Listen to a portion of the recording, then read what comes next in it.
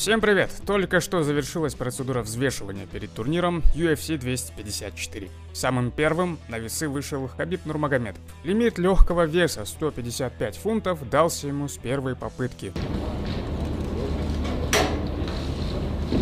155.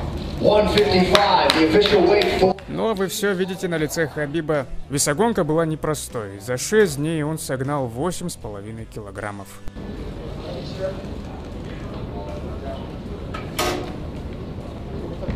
Его соперник, временный чемпион UFC Джастин Геджи, также справился с весом, показав ровно 155 пунктов.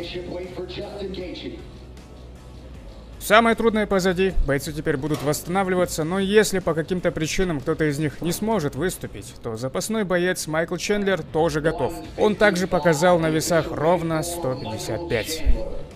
Все расклады на этот бой и на другие поединки турнира UFC 254 вы найдете по ссылке в закрепленном комментарии у нашего партнера Лига Ставок.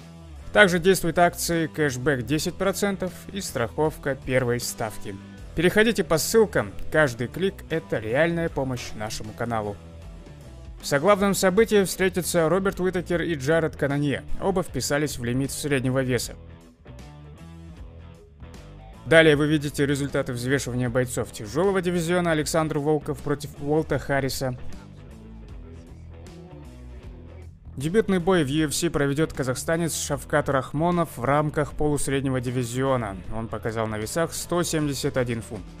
А вот его соперник, бразилец Алекс Оливейра, показал на весах 173 фунта, превысив разрешенный лимит в нетитульных боях на 2 фунта.